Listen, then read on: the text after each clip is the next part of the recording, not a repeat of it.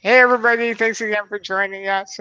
Today we're going to talk about routines, and we're very excited to have Jenny Cannon on. She is one of our technicians. All right, so Jenny, thanks for joining us. If you want to just tell us a little bit about yourself and your role here at Technology for Living, that'd be great.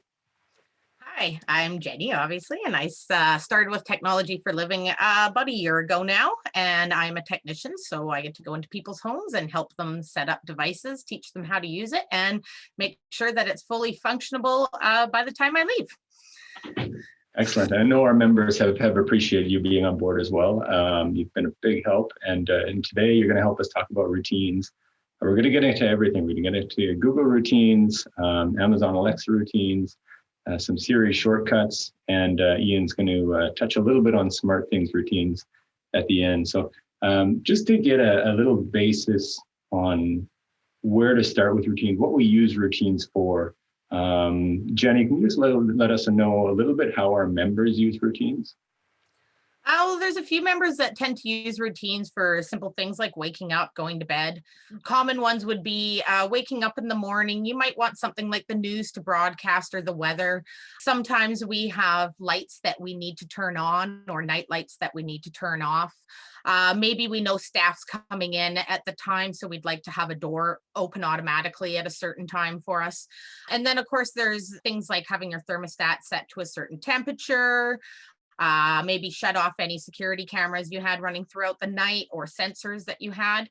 And then, of course, once you get into nighttime routines, it's very much the opposite. So you could have different things like maybe needing things that have to be charged overnight that you're worried that people won't plug in for you or remember to turn on. You can put those into a routine. You could also do simple things like turning your lights off, maybe listening to a nighttime meditation, having other lights turn on at specific times or sensors activate. So if somebody walks into the room, a light will come on. Yeah, there's so many things you can do with it. It's hard to say them all, but pretty much we can automate so many different things to make it accessible with one word and able to complete so many tasks. So you just say wake up and all of a sudden bing bing bing bing bing your whole house is done. Your world wakes up. Hey, Yeah, I love the totally. idea of, it's not something that I think of often, but the idea of having to charge everything overnight, like your wheelchair batteries, like your lift batteries. There's so many things that our members have to charge. To be able to have a routine at night that just does it all for you is fantastic. Ian, what about you? Do you have any other uses for routines?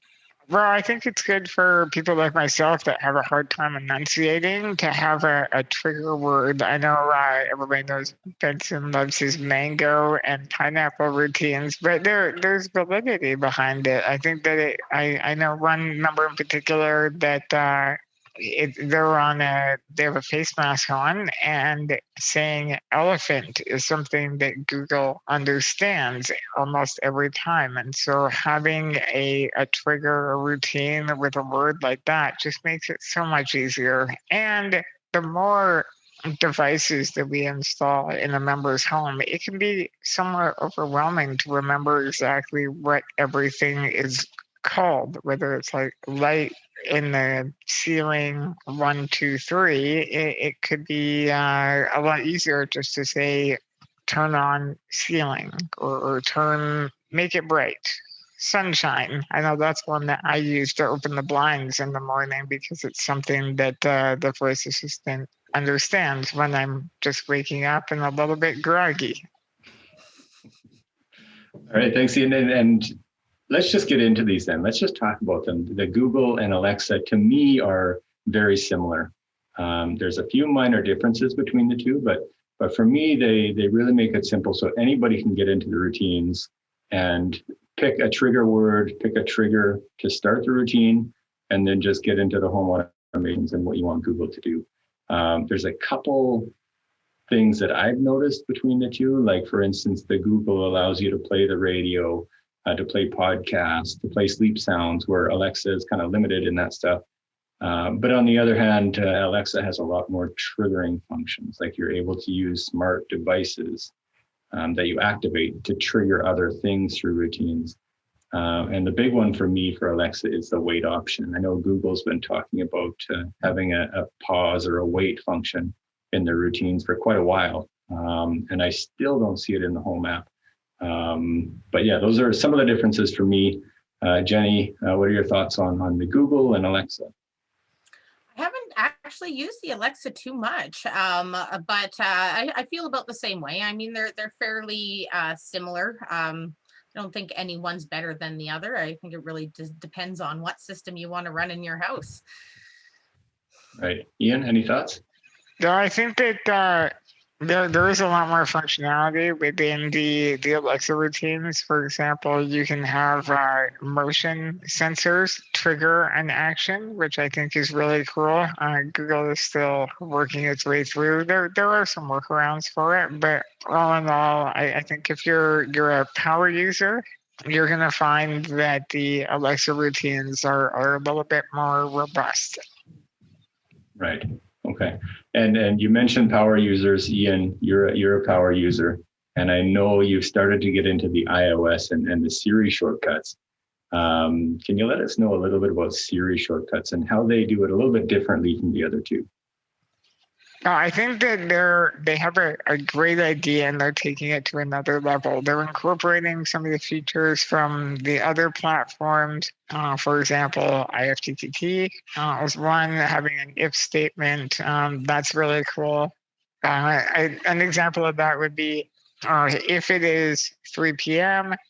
and the TV is on, then do XYZ. And that's something that the other systems haven't quite caught up to yet. There are workarounds with IFT, with using SmartThings, WebCore, etc.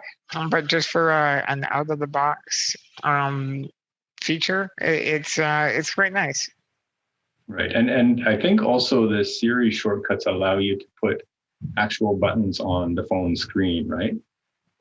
Similar to Google Action Blocks.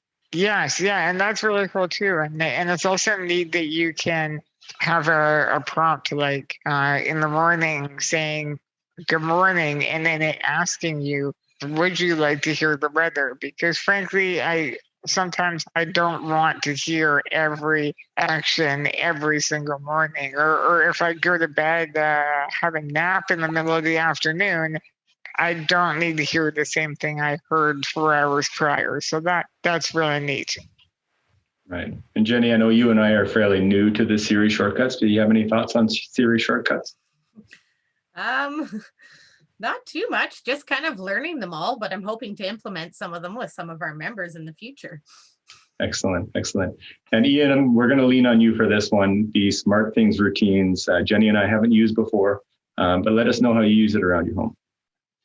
Okay, so Samsung SmartThings. I've been using it for a number of years now. It's extremely powerful. And the most important thing for me, I think, is that I am able to create complex automations. And that's something that as a Google Home user, primarily, I found lacking. An example would be if I'm in bed and the temperature is too cool, it will automatically adjust the thermostat.